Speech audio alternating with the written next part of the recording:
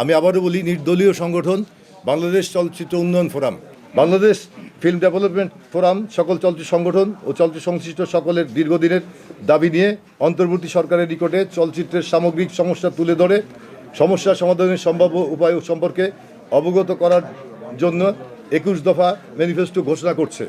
1 নম্বর, চলচ্চিত্র শিল্পকে রাষ্ট্রের অন্যান্য শিল্পের মতোই পৃষ্ঠপোষকতা দিয়ে বিশ্ব চলচ্চিত্রের সাথে বাংলা চলচ্চিত্রকে মর্যাদাবান হওয়ার সকল সুযোগ করে দিতে হবে।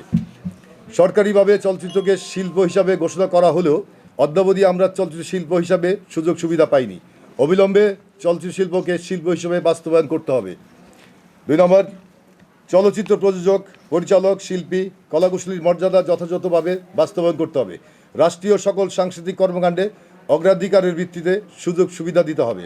3 নম্বর, সিনেমা হল সংস্কার করতে হবে।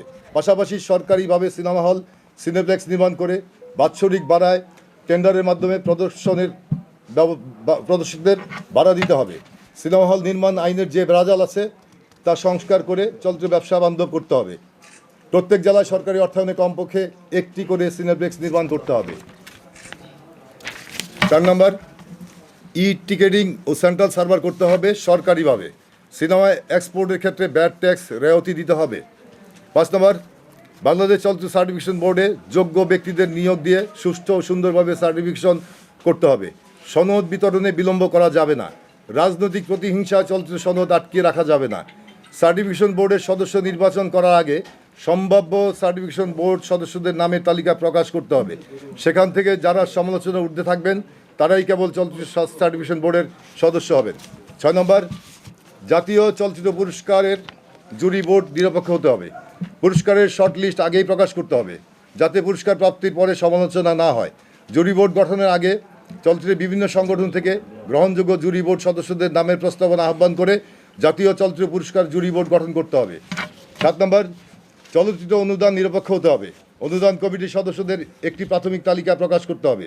সেখান থেকে যারা নিরপেক্ষ হিসাবে বেশি প্রতীয়মান হবেন কেবল তারাই অনুদান কমিটিতে সদস্য হিসেবে থাকবেন। স্বচ্ছ ও নিরপেক্ষ চলচ্চিত্র অনুদান কমিটি গঠন করে সরকারি চলচ্চিত্র অনুদানের চলচ্চিত্রে জাতীয় ইচ্ছা ও আকাঙ্ক্ষা বাস্তবায়ন করতে হবে।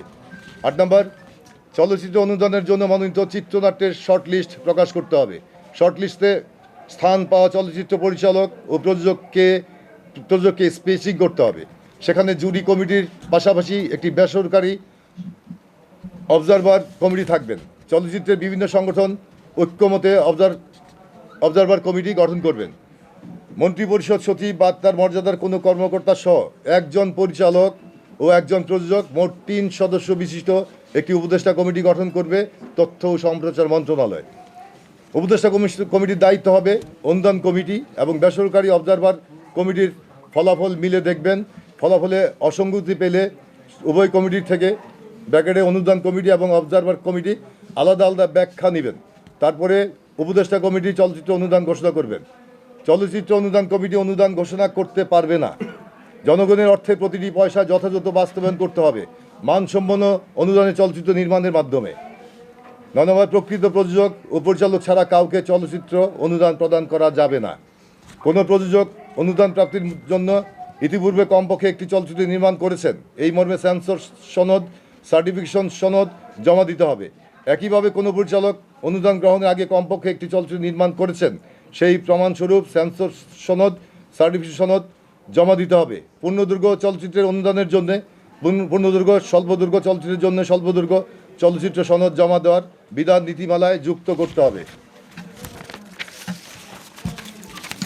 উল্লেখ্য, ইতিপূর্বে আমরা দেখেছি কোনো চলচ্চিত্র প্রযোজনা বা পরিচালনার অভিজ্ঞতা না থাকলেও রাজনৈতিক বিশেষ সুবিধায় অনেকে চলচ্চিত্র অনুদান হস্তগত করে চলচ্চিত্রের ব্যাপক ক্ষতি করেছে। চলচ্চিত্রের কোনো মাধ্যমে সম্পৃক্ত নয় এমন ব্যক্তি অনুদান পেয়েছে শুধু রাজনৈতিক বিবেচনায়। রাজনৈতিক বিবেচনায় অনুদান প্রদান বন্ধ করতে হবে।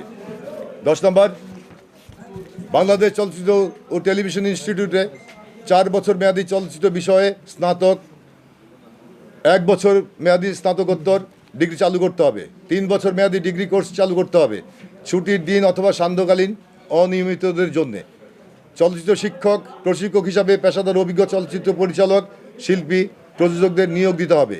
বিদেশি শিক্ষক, প্রশিক্ষক নিয়োগ দিয়ে কারিগরি ও সৃজনশীল মেধা বিকাশের আধুনিক যুগোপযোগী বিশ্বমানের কোর্স পরিচালনা করতে হবে। নিয়মিত চলচ্চিত্র প্রশিক্ষণ, সেমিনার, গ্রুমিং করার জন্য সরকারিভাবে একটি অডিটোরিয়াম নির্মাণ করে চলচ্চিত্র কর্মীদের জন্য রেওয়াতি ভাড়ায় উন্মুক্ত করে দিতে হবে। 11 নম্বর, চলচ্চিত্র প্রযোজক সমিতিতে কথায় কথায় প্রশাসক বসিয়ে চলচ্চিত্রের বাণিজ্যিক স্বার্থ নষ্ট করা যাবে না। কোনো কমিটির উপরে আদালত নিষেধাজ্ঞা দিলে সাথে সাথে সেই সংগঠনের প্রশাসক না বসিয়ে রানিং কমিটিতে স্থিত করে সেই কমিটিকে উপদেষ্টা কমিটিতে রূপান্তর করতে হবে এবং 3 মাসের মধ্যে উত্থাপিত সমস্যার আইনগত সমাধান করতে হবে।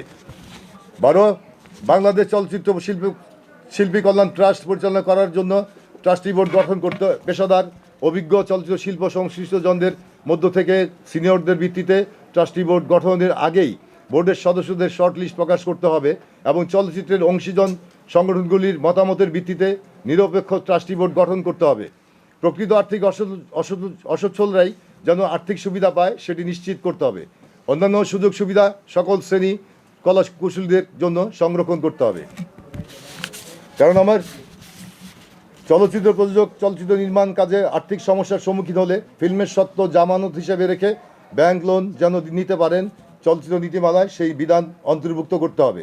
14, চলচ্চিত্র পরিচালক, প্রযোজক, শিল্পী, কলাকুশলীদের আন্তর্জাতিক বিভিন্ন উৎসব, সেমিনার, ওয়ার্কশপে সরকারিভাবে অংশগ্রহণের ব্যবস্থা করতে হবে। 15, সরকারিভাবে আন্তর্জাতিক চলচ্চিত্র উৎসব আয়োজন করে বহুদেশীয় চলচ্চিত্র শিল্পের সাথে বাংলা চলচ্চিত্রের বন্ধন তৈরি করে আন্তর্জাতিক চলচ্চিত্র বাজারের বাংলাদেশকে প্রবেশের সুযোগ করে দিতে হবে। ইতিপূর্বে আমরা লক্ষ্য করেছি কিছু বেসরকারি চলচ্চিত্র উৎসবে সরকারের রাজনৈতিক কারণে অর্থায়ন করেছে। চলচ্চিত্র শিল্পের সাথে সম্পৃক্ততার মূল্যায়ন না করে নাম সর্বস্ব উৎসব আয়োজন করে সরকারি অর্থ তছরূপ করছে অনেকেই। বাংলাদেশের চলচ্চিত্র শিল্পের সাথে সম্পৃক্ত ব্যক্তিদের মূল্যায়ন না করে বাংলা চলচ্চিত্রের অপরিণীয় ক্ষতি সাধন হয়েছে। অতএব সরকারি অর্থে এমন একটি আন্তর্জাতিক চলচ্চিত্র উৎসব আয়োজন করতে হবে যেখানে চলচ্চিত্রের সাথে সম্পৃক্ত সকলে গুরুত্বের সাথে মর্যাদা পাবেন। 16, বিভিন্ন সরকারি অফিস প্রতিষ্ঠানের চলচ্চিত্র বিষয়ক প্রজেক্টে চলচ্চিত্র অভিজ্ঞদের জন্য আসন সংরক্ষণ করতে হবে। চলচ্চিত্র লেজুর ভিত্তিক কোনো পদ যেন সৃষ্টি না হয় সেটি নিশ্চিত করতে হবে। 17, একটি স্বাধীন স্বায়ত্ত প্রতিষ্ঠান হিসাবে চলচ্চিত্র কমিশন গঠন করতে হবে।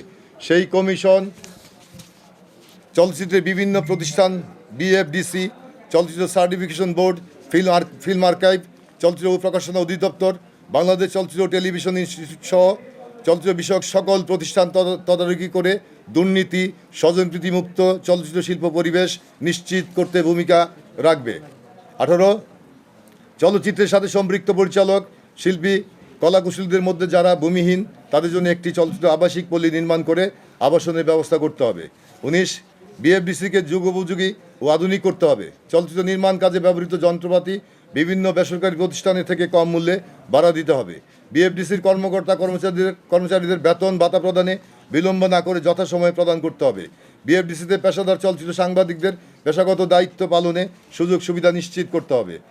20 নম্বর, বাংলাদেশ চলচ্চিত্র সেন্সর বোর্ডকে নাম পরিবর্তন করে বাংলাদেশ চলচ্চিত্র সার্টিফিকেশন বোর্ড নামকরণ করলেই শুধু হবে না, আধুনিক বিশ্বের যুগোপযোগী চলচ্চিত্র সার্টিফিকেশন নীতিমালা প্রণয়ন করতে হবে। সার্টিফিকেশনের নামে ব্র্যাকেটে পূর্বের নাম চলচ্চিত্র সেন্সর, চলচ্চিত্র হয়তো কাটিং করে চলচ্চিত্রের মূল গল্পের ক্ষতি করা যাবে না।